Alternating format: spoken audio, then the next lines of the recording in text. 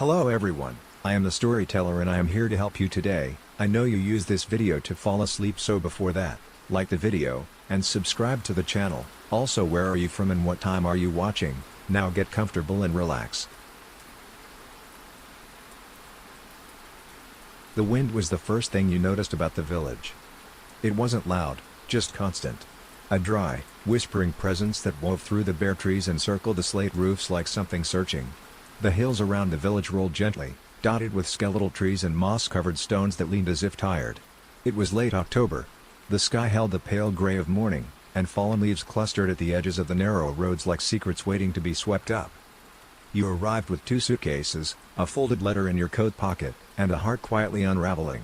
The cottage had belonged to a great aunt you'd never met, Agatha, who died over 30 years ago. No one had touched the house since. And yet, it waited for you. The cottage stood alone on a small hill, just outside the village proper, where the trees grew denser and the path turned from cobblestone to dirt. It was modest, with ivy creeping across its stone exterior and a red door that looked newly painted. The windows were old glass, rippled and imperfect.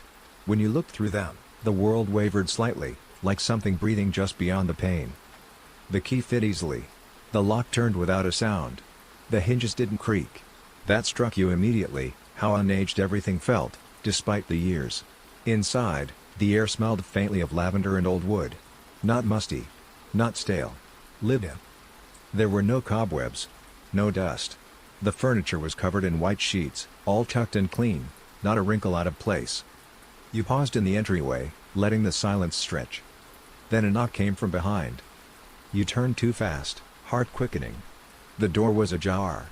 Standing there was a woman in a navy wool coat, silver hair pinned neatly, a woven basket in one arm.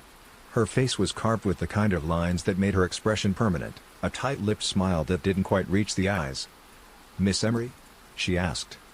You nodded. "I'm Mrs. Aldwych. I brought these." She lifted the basket. "Bread, jam, some of the boys' cider, and a bit of advice." You hesitated, then stepped aside to let her in. She didn't. Just looked past you, into the dimness of the hall. Don't open any doors you didn't find open. That house remembers. Best not to wake it all at once. With that, she handed you the basket, turned, and walked away. Her shoes made no sound on the stone path. You stood in the doorway a while after Mrs. Aldwych left, watching the mist reclaim the curve of the path she'd walked. Her words clung to the air long after she'd gone. Don't open any doors you didn't find open. It sounded like superstition, quaint, old village talk, but something about her voice, how low it dipped on wake, left a small, cold impression in your chest. The basket was warm in your hands. Inside were 2 loaves of bread wrapped in cloth, a jar of dark plum jam, and a bottle of golden, unfiltered cider sealed with wax. It felt like a gift wrapped in a warning. You set the basket on the kitchen counter, which gleamed under a dustless window. The kitchen itself was straight from another time, iron kettle on a hanging hook in the hearth, blue and white tiles along the backsplash, heavy wooden drawers with worn iron handles. You ran your fingers along the edge of the counter. Smooth. Oiled. As if it had been wiped down just yesterday. You were halfway unpacked before realizing you hadn't turned on a single light. The house breathed with the softest natural glow, filtered through gauzy curtains. The rooms were small but cozy, bookshelves built into the walls, embroidered cushions on the chairs, a crack in the parlor window pane sealed with yellowed glue. Even the ticking of the grandfather clock in the hallway felt companionable. Upstairs were 2 bedrooms. The first was larger, with a brass-framed bed and a patchwork quilt that looked hand-stitched. You chose it instinctively. The second room was empty except for a trunk at the foot of the wall and a lamp that didn't work. Then you noticed the third door. It was at the end of the short upstairs hall, just beneath the eaves where the ceiling sloped. Narrow, with a keyhole shaped oddly like a teardrop, long and vertical, more slit than circle. No knob, just a small iron handle. Locked. You rattled it lightly. Solid. Then came a faint sound. Like movement, behind the door. Not footsteps. Not knocking. Just something rearranging itself. Shifting weight. You stared at the door for a long moment before speaking aloud to yourself, half laughing. Old houses always make noise. Still, you moved your suitcase into the master bedroom that night, not entirely certain if it was to avoid the sound, or be closer to it. That night, the wind returned. It wasn't violent. It crept in slow circles around the corners of the house, as though it were testing each beam and shutter for a way in. You lay in bed, the quilt pulled up to your chin, listening to the house speak in the language of old timbers and whispered drafts. The fire had died to a dull glow. You hadn't lit it for heat, just company, but it did little to warm the unease in your stomach. You weren't frightened, not exactly. Just alert. There's a difference. From beneath the quilt, you could see the door to the hallway, slightly ajar. You always slept with doors closed, but for some reason, tonight, you'd left it open. You told yourself it didn't matter. You rolled onto your side, facing the wall, and tried to quiet your thoughts. That door wasn't open earlier. You sat up slowly. No lights. No creaking. But your bedroom door was wide now. You were sure it had only been open a few inches before. And through it came that sound again. The one you'd heard earlier upstairs. Soft. Sliding. As if something was gently dragging itself across old wood. You stepped onto the floor, flinching at the cold. "Hello?" you called, barely above a W. No answer. You tiptoed across the room, leaned your head just into the hallway. Darkness stretched toward the eaves, where the third door waited. It was open. Just a crack. But it had definitely been locked earlier. You hadn't found a key. You hadn't touched it. Yet now, the door hung open by maybe an inch, and from the gap spilled a draft that was colder than the rest of the house. Sharp, metallic. Like rusted water.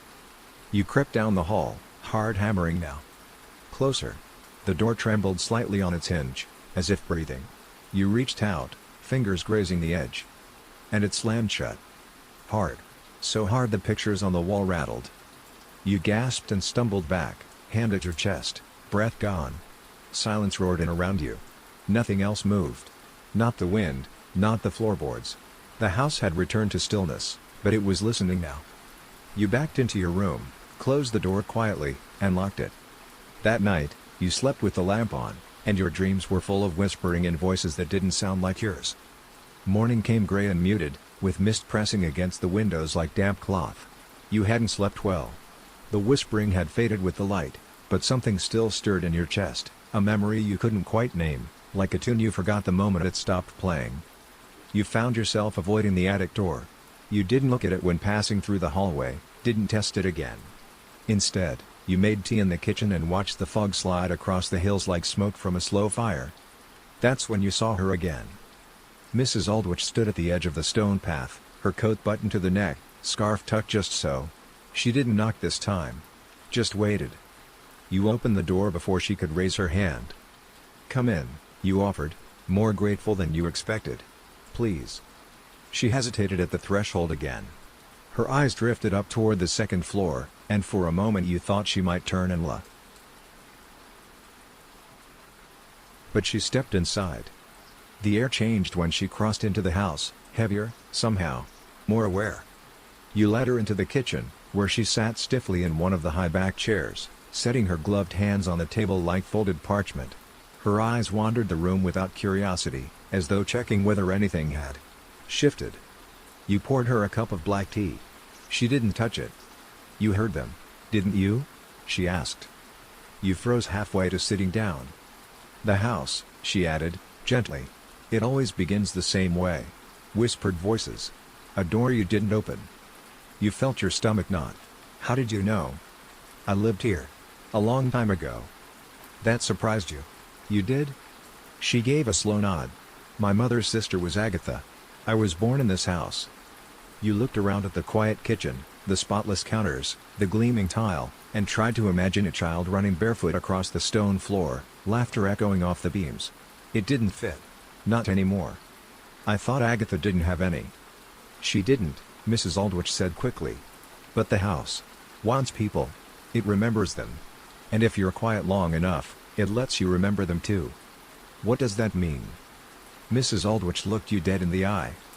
"Don't go into the attic again. Whatever you hear, whatever you see, do not open that door."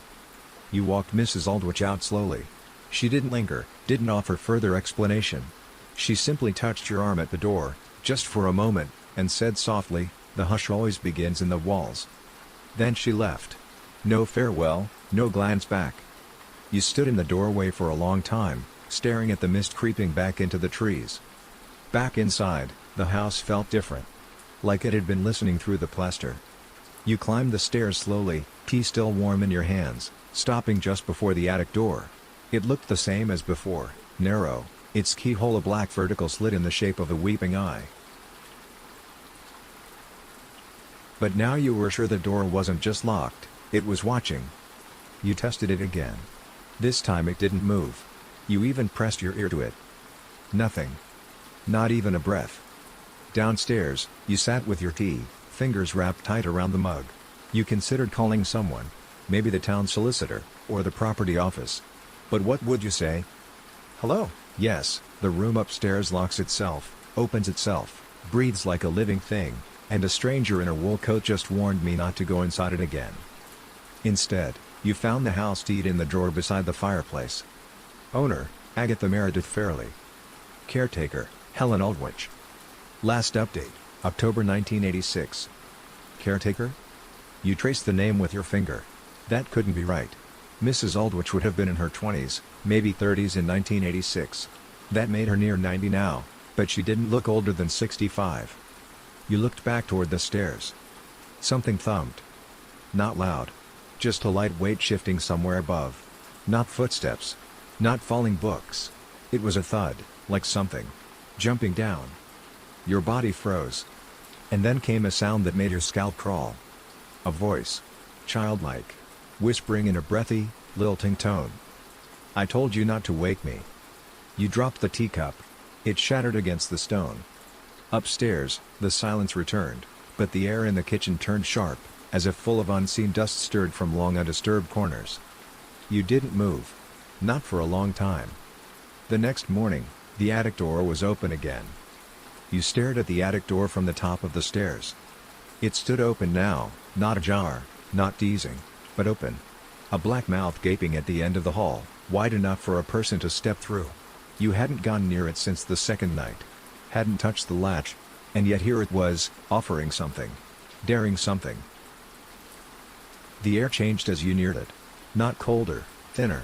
Like the room beyond had been sealed for so long that it had forgotten how to breathe. You stepped carefully onto the threshold, heart thudding against your ribs like it wanted to escape your chest. Inside was nothing you hadn't already seen. At first. The small iron bed. The dolls with glassy eyes fixed on the doorway. The toys still arranged in their neat line across the shelf, untouched by dust or age. That mobile still turned, as if stirred by unseen breath, even though there was no breeze. No open window. But now, something else. A trunk sat beside the bed, one you hadn't noticed before. Wooden. Small. Just large enough to hold a child's keepsakes. It was closed, but not locked. The edges were worn smooth with age. You knelt before it, fingers hovering just above the lid. And then something moved in the corner. You turned quickly. Nothing. Just the dolls. The light. The silence. Still, something had shifted. You felt it. A subtle change, as though something in the room had turned its attention to you. You looked back at the trunk. Reached out. Opened it. Inside was a small folded blanket. Beneath it, a stack of drawings, crayon stick figures, houses, animals. But they weren't childish scribbles. They were careful. Intentional. There were names on the pages. Margot. Thomas. Bethany. And each was crossed out with a thick red X. Beneath the last page was a photo. A faded Polaroid of a child standing in the corner of this very room, facing away from the camera. The figure was blurry. Smudged, even. You couldn't make out any features. But something in the posture, shoulders stiff, fingers balled, was deeply wrong. On the back, written in shaky black ink. She made us quiet. You stood up quickly, chest tightening. The dolls were now facing you. Every last one of them. And that's when you realized. They hadn't been before. You backed slowly out of the attic. Your breath had gone shallow. The air was too thin now, too dry, as if it had been stored in that room for generations and let loose just to fill your lungs with its memory. The photo remained in your hand. You didn't even realize you'd taken it with you until you were halfway down the stairs. Back in the kitchen, you laid it face down on the table and pushed it away. You didn't want to look at it again. Not tonight. Not in this house. Instead, you poured a glass of water and sat at the far end of the room, facing the hallway like it might grow legs and crawl towards you if you turned your back. You stayed like that until the sun dipped low, casting long shadows across the tiles. The clock ticked its way towards silence. Eventually, you gathered your nerve. You didn't go back upstairs. Not yet. Instead, you dug through the deed packet again, searching now, desperately, for something you may have missed. There were yellowed papers, old maintenance records, an envelope sealed with wax. Inside were 4 documents. 3 were short, handwritten notes, nearly identical in phrasing. They read: "To whom it may concern. I, Margot Teal Owen, do relinquish all rights and responsibility to the Fairley property and any contents therein. This is of my own will. I wish to be left in peace." Signed. The other 2 bore the same language. Different names: Thomas Harrow, Bethany Squires. You froze. The same names. The ones from the drawings. They weren't imaginary. They weren't children's playthings. They were people. Tenants? Visitors? Victims? The 4th paper was longer. More formal. From a solicitor's office, signed 1987. Following the unexplained disappearance of the aforementioned caretakers and the lack of family claims, the estate shall remain in legal stasis unless a qualified relative of Agatha Fairley presents themselves for a residency or transfer. That was you. You had claimed the house. And by doing so, you remembered what Mrs. Aldrich said. The hush always begins in the walls. You looked toward the hallway. It was quiet. But behind the stillness, you could now hear something else. A voice. High-pitched. Thin as lace unraveling. You wrote my name down, too. The voice was barely audible at first, more a vibration than a sound, like the gentle rustle of dried leaves or a thread pulling loose in the quiet. You froze, every muscle tight, the photo still clenched in your hand. You wrote my name down, too, it whispered again. This time closer, clearer, like a breath against your ear. You spun around. No one was there. The kitchen looked empty and still, tiles cold beneath your feet, the window revealing only the creeping dusk outside. But the house was no longer just a place to live. It was something else. Something alive, patient, waiting. The voice came again, barely louder. "Bethany." Your skin prickled. You stepped backward, heart hammering, and bumped against the kitchen counter. Silence fell. You stared at the photo on the table. Had you heard a name? Or imagined it? The edges of the picture curled slightly where your fingers had pressed. You placed the photo carefully beneath a glass paperweight. For a moment, the room was quiet. The clock ticked evenly, the wind outside settling into an expectant hush. Then, a soft tapping began, not on the window, not on the walls, but from within them. Thin, sharp, insistent. You pressed your hand to the nearest wall. The tapping grew louder, more urgent. Like fingernails lightly drumming from the other side. A child's rhythm. Tap, tap, tap. You shivered. Mrs. Aldrich's words echoed in your mind, "The hush always begins in the walls." Suddenly, the house didn't feel like a refuge. It was a trap. You sat down slowly, fingers trembling. The whisper floated again, almost a sigh. "Don't hush us." You stayed still for a long moment, listening to the house breathe around you. The tapping in the walls softened but didn't stop. Instead, it shifted rhythm, irregular now, like a slow heartbeat struggling to find its pulse. Your mind raced with questions. Who were Margot, Thomas, and Bethany? Why were their names crossed out? And what did it mean when the voice said, "You wrote my name down, too"? You didn't even realize you had you? The room grew colder, a damp chill creeping into your bones. You wrapped your arms around yourself and looked toward the hallway, toward the stairs leading up to the attic, and the locked door you had resisted for so long. The whisper came again, barely audible, like a breath of wind curling around your ear. "We're here. We've always been." You shuddered.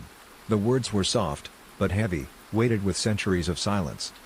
Suddenly, a gust of wind rattled the kitchen window, scattering some loose papers on the table. One flopped open, revealing a faded, yellowed page from a diary. The handwriting was jagged but careful. You picked it up. The entry was dated October 12, 1932. They watch from the shadows. The quiet children. I hear them at night, whispering through the walls. I try to hush them, but they only grow louder. The house remembers, and so do I. It's not safe to stay, but where would I go? Agatha says to wait for the silence. But I fear the silence will never come. Your breath hitched. The diary belonged to a woman named Helen Aldwych. Your visitor. But how could that be? Mrs. Aldwych was here today, alive. Or was she? A sudden creak made you jump. The old floorboards groaned somewhere upstairs, slow and deliberate. You didn't want to go back to that door. But the house was calling you. The house settled into an uneasy silence after the creak, an almost oppressive stillness that pressed on your skin like damp wool. You could feel the weight of every breath you took, every heartbeat echoing in your chest. The attic door at the end of the hall seemed to loom larger, darker, a silent sentinel daring you to cross its threshold. You stood in the kitchen for a long time, the diary in your hands suddenly feeling like a talisman and a warning all at once. Helen Aldwich's words clung to your mind, the quiet children. The house remembers. Why had Mrs. Aldwych warned you so fiercely not to enter the attic? What secret did that small room hold, hidden behind that locked, teardrop-shaped keyhole? Your curiosity wrestled with your fear. The house seemed to pulse around you, breathing in its ancient, dusty rhythm. Then, a faint sound, almost like a child's laughter, floated down the stairs. It was soft, distant, fragile, yet impossibly real. Your heart leapt. "Who's there?" you called, voice trembling more than you expected. No answer. Only the faint echo of laughter, fading like a ghost retreating into shadows. You swallowed hard, your fingers tightening on the diary's worn pages. The attic beckoned you. The room whispered your name in the creak of the floorboards and the sigh of the walls. A sudden gust of wind slammed the kitchen window open, sending a rush of cold air swirling around you. The candle flickered wildly, casting dancing shadows that twisted into shapes you couldn't quite identify. With trembling hands, you stepped toward the stairs. Each step up was heavy with dread and anticipation. The attic door came into view, its iron handle gleaming faintly in the fading light. You reached out your hand. Your fingers brushed the cold metal. The door was unlocked. You hesitated for only a heartbeat before pulling it open. The attic was filled with dust motes suspended in the pale light filtering through a small, grimy window. A thin layer of cobwebs stretched across the beams, and the air smelled of old paper and forgotten memories. In the center of the room sat a small rocking chair, moving slowly back and forth. You stepped inside. The attic air felt thick and heavy as you crossed the threshold. Dust stirred beneath your feet, floating lazily in the dim light from the grimy window. The silence pressed on your ears, heavy enough to drown out the creaking floorboards you thought you heard moments ago. Then your eyes locked onto the small wooden rocking chair in the center of the room. It was old, paint-chipped, wood-darkened with age, but it rocked gently, steadily, as if an invisible child sat in it, softly swaying to an unheard lullaby. Your breath caught in your throat. You wanted to turn and run. You wanted to slam the door and never look back. But something deeper, an almost magnetic pull, kept your feet rooted. The chair stopped suddenly, as if sensing your gaze.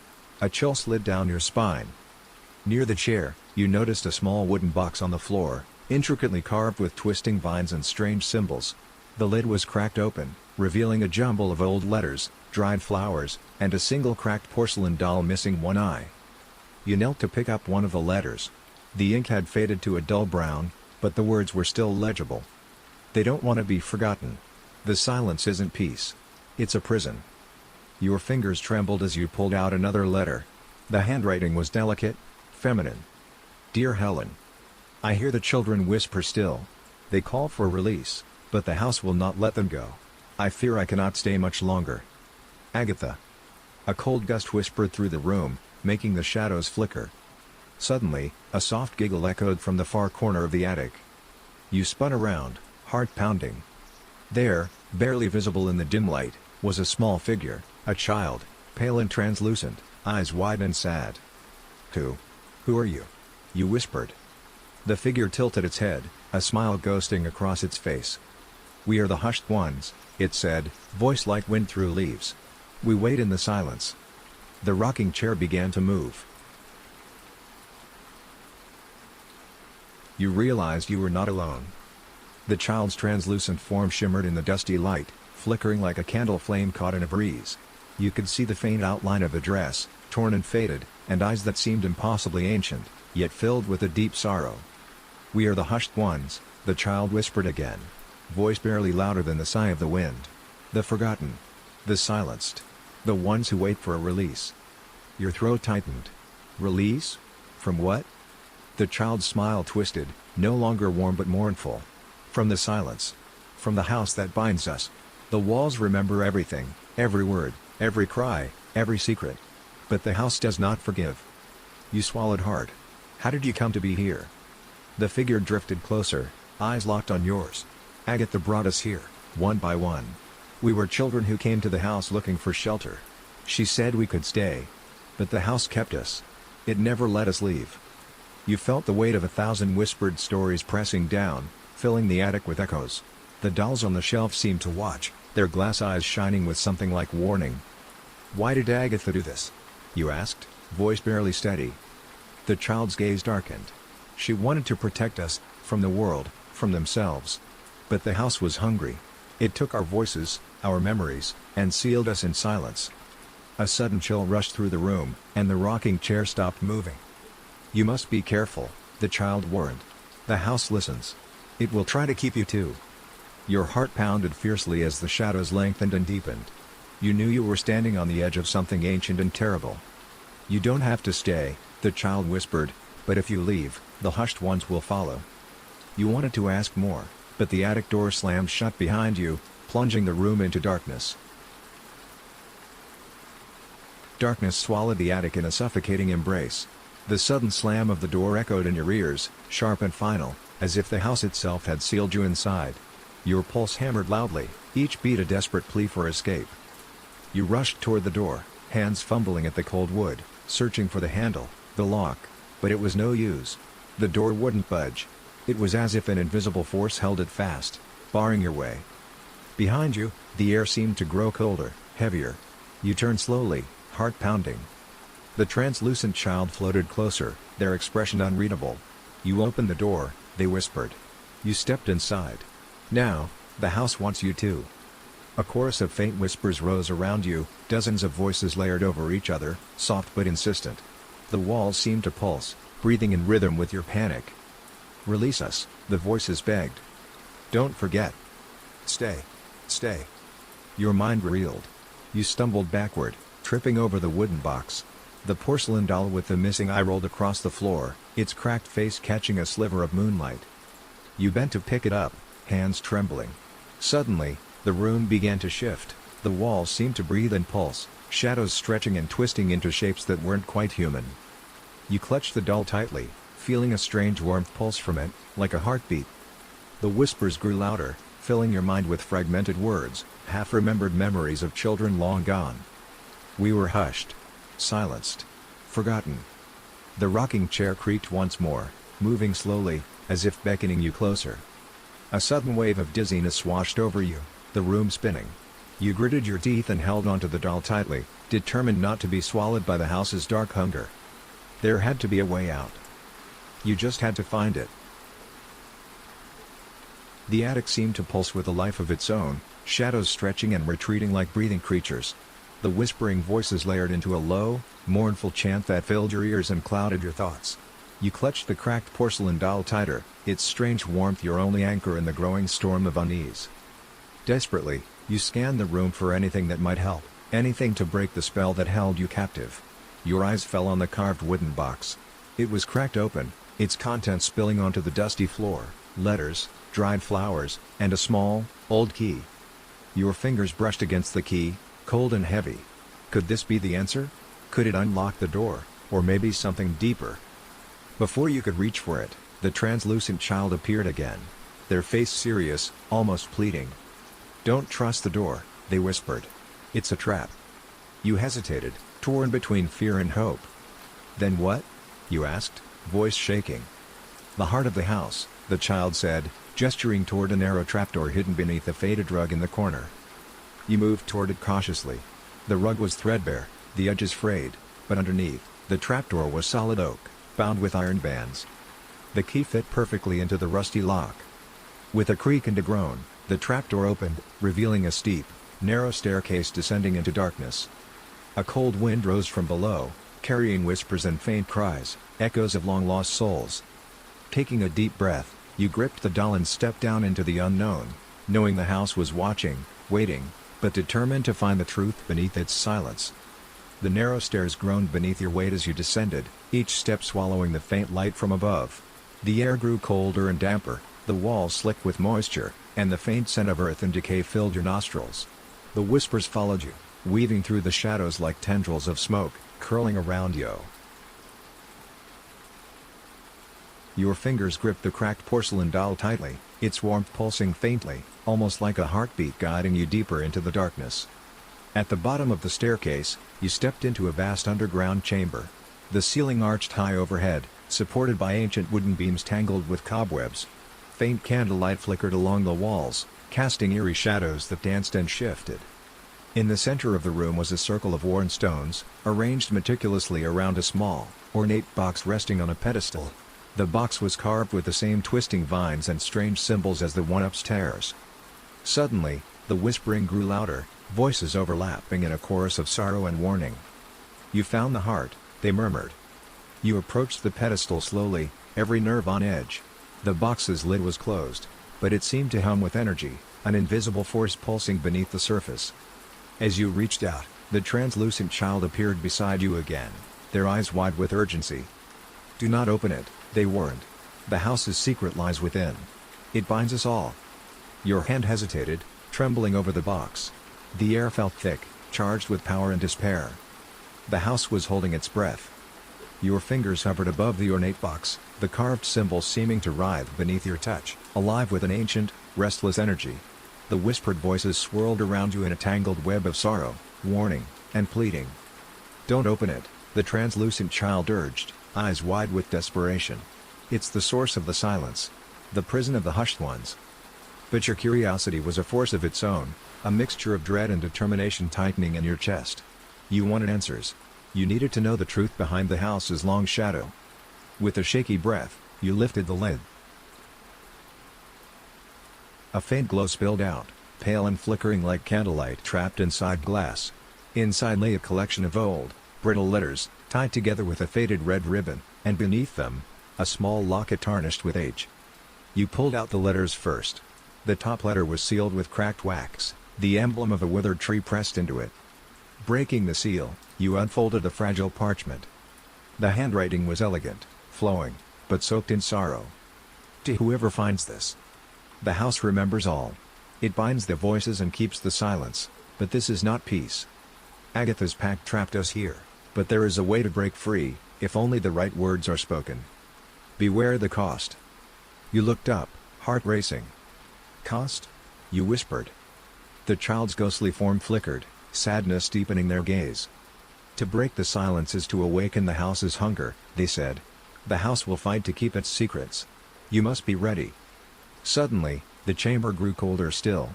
The shadows stretched longer, swallowing the edges of the room. The house was no longer just watching. It was waiting. The chill in the chamber deepened as the shadows seemed to creep closer, pressing in from all sides. The glowing letters in your hand felt heavier now, weighted by the gravity of what they revealed. You unfolded another letter, its edges brittle and worn. The words inside were a desperate confession, a record of a decision made long ago. "I, Agatha Fairley, in fear of losing the ones I loved, made a pact with the house. In exchange for their safety, I bound their voices, their memories, and their souls to these walls. They are hushed now, silent for eternity. But the price was steep. I fear the house will never let them go, and I fear what might happen should the silence be broken." The weight of those words crushed you. Agatha wasn't just a distant owner, she was the architect of this endless prison. The translucent child stepped forward, reaching out, th. Your mind reeled. To free the hushed ones, you would have to confront the house itself. To break the silence, you might awaken something far worse than the quiet.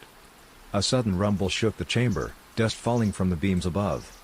The house was stirring. You clutched the letters tighter, heart pounding. There was no turning back now. The chamber trembled beneath your feet, a low, guttural rumble rolling through the ancient walls like the growl of a beast disturbed. Dust and tiny stones rained down from the ceiling, coating your shoulders and filling the stale air with grit. The flickering candlelight seemed to dim, swallowed by an encroaching darkness that stretched out like claws. The translucent child's form shimmered, wavering like a flame fighting a gust of wind.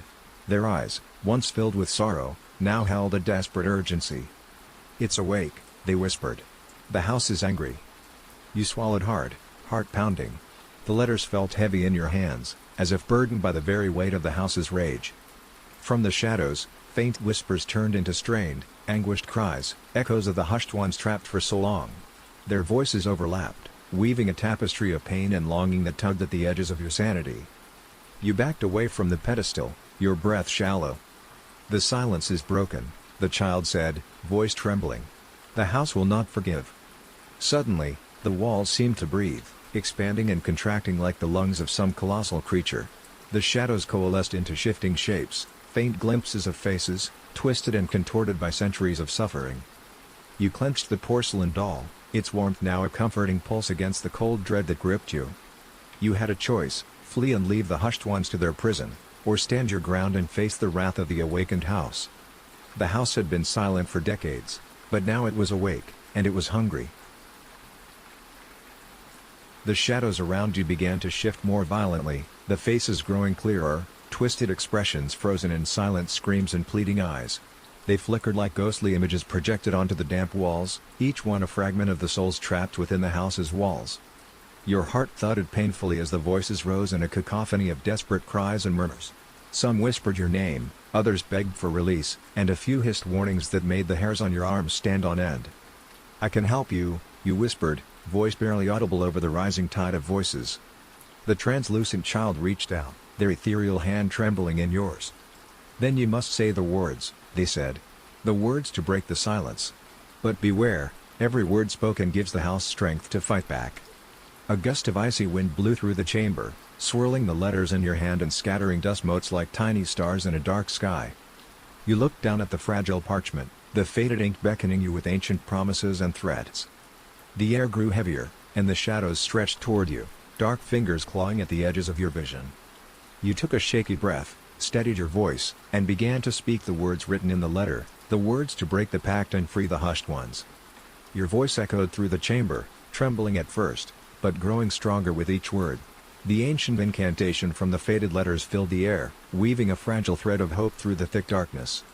The shadows writhed and twisted, faces contorting in pain and fury as if the house itself were a living beast battling to maintain its hold. The whispers turned to screams, the cries of centuries-long imprisonment exploding into a deafening roar. The rocking chair in the corner slammed to a stop, and the translucent child clutched at your hand, eyes wide with both hope and fear.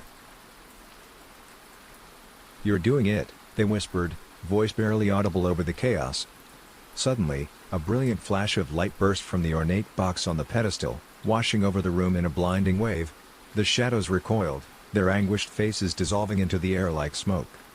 The house groaned, walls shaking violently as if wrenched by an unseen force. Floorboards creaked and windows rattled, and through it all, the cries of the hushed ones began to soften, changing from pain to relief. You felt the porcelain doll grow warm in your hand, its single eye gleaming brightly as if alive. Then, silence. A profound, breathless silence fell over the chamber. The oppressive weight lifted, replaced by a strange, serene calm. The translucent child smiled, real, genuine, and free. "We are free," they said softly. "Thanks to you." But even as peace settled, you couldn't shake the feeling that the house had not given up its secrets entirely. Some doors had opened, yes, but others remained locked. The chamber felt lighter, almost sacred in its newfound stillness. You breathed deeply, the stale air suddenly fresh, as if centuries of trapped sorrow were finally lifting. The translucent child, now glowing softly, stood before you, their form growing more solid, more human. "We're free," they whispered again, eyes shining with gratitude. "Thank you." You smiled, relief flooding your body. At last, the house was silent for good. But then, the floor beneath you groaned, deep and unnatural. The walls shuddered, and from the shadows emerged a figure cloaked in darkness, face obscured, but eyes burning with terrible knowledge. "Did you really think it would be that easy?" The figure's voice slithered through the chamber like venom. "The house is not the prison. You are." You stumbled back, horror rooting you in place. The doll in your hand suddenly felt ice cold, its warmth vanished. The single eye gleamed malevolently. "The pact was never about binding the children," the figure continued, stepping closer. "It was about binding you. The house feeds on the living, the ones who seek its secrets, the ones who try to free the hushed. It traps their souls forever. Your vision blurred. You tried to scream, but no sound came. The translucent child faded away, replaced by countless whispering shadows swirling around you, closing in. "You're the new hushed one now," the figure said, a cruel smile twisting their lips. Forever part of the silence. The last thing you saw before the darkness swallowed you was the doll's cracked smile, wide and knowing, watching, waiting for the next visitor. The house was never empty. It never truly let anyone go. It only waited. Darkness enveloped you completely. The shadows closed in, whispering and swirling like a storm of lost souls. You felt yourself slipping, fading, until suddenly, you were somewhere else. You blinked. You were no longer in the house's chamber, but in a bright, sterile room. White walls stretched infinitely, with no doors or windows. In front of you was a mirror, large, ornate, but cracked down the center. You approached cautiously and peered into it. Instead of your reflection, you saw her, Agatha Fairley. Her eyes were sharp, almost mocking, and her lips curved into a chilling smile. "Welcome back," she said softly, voice echoing in the void. "You never left the house at all." You stumbled back, heart pounding. "The house is not a place," Agatha explained, stepping forward through the mirror as if it were water. "It's a prison of the mind. Each visitor is trapped by their own fears, regrets, their own silence." You realized the porcelain doll wasn't just a relic, it was a tether, a key that trapped you inside your own reflection, your own soul. Agatha's smile widened. "You freed the hushed ones, yes. But you also freed me. Now, I'm free to roam, to find new souls to add to the collection." The shadows from the house's chamber swirled into the white room, merging with her. You were still trapped. But worse, you were not alone. The house had never needed walls or doors. It only needed you. And now, it had you. The mirror cracked fully, and your reflection, no, Agatha, stepped forward to replace you. The house would never be silent again. You stand frozen before the mirror, your reflection gone, replaced by Agatha's smug smile and sharp eyes that bore straight into your soul. You feel her presence not just around you, but inside you, as if she's taken root, branching through your thoughts like a parasitic vine. The porcelain doll in your hand crumbles to dust. And with it, your last anchor to the world you knew. Then, another shift. The sterile white walls tremble, fracture. Cracks form like spiderwebs across the floor, walls, and ceiling, and then it all shatters. You fall. Downward through space and memory. Through rooms you barely remember. Through childhood dreams. Through the quiet sobs of lonely people forgotten by time. Through every hushed soul the house has ever taken. You land in a hallway. A hallway that feels familiar. Wallpaper peeling. Dust clinging to every surface. The air smells like mildew and something deeper. Something rotten and old. A hallway from the house. But not the one you knew. This house is bigger than before. Deeper. Older. You turn around and see the front door. You run. You grab the handle, twist, pull. It opens. Sunlight pours in. Birds chirping. Fresh air. You're outside. You take 3 steps onto the porch and fall to your knees. It's over. You made it. Somehow, you made it out. You cry. You laugh. But when you turn back to look at the house, it's gone. Vanished. As if it had never existed at all. Just trees. Just grass. Just a lonely, empty clay. You wander to the road, flag down a passing car, hitch a ride back into town. The driver, a kindly old woman, asks what you were doing out there. You start to answer. But stop. You realize, you don't remember. The name of the house. The street. Even why you went there. It's gone. Stripped away. Days pass. Weeks. You wake up screaming some nights, reaching for a doll that isn't there. You stop talking about what happened. You try to let it fade. Until one night, while brushing your teeth, you glance into the mirror. And see her. Agatha. Smiling. Behind you. You spin around. Nothing. But the reflection doesn't disappear. She lingers there, just behind your shoulder, always slightly out of reach. Watching. Waiting. She whispers. "You let me out. You took my place. The house is no longer mine." You back away in horror. Your reflection follows you a beat too late, lagging by just a breath. Then, your reflection blinks. But you didn't. And that's when it clicks. You didn't escape the house. The house escaped with you. It was never about walls. Never about rooms or doors.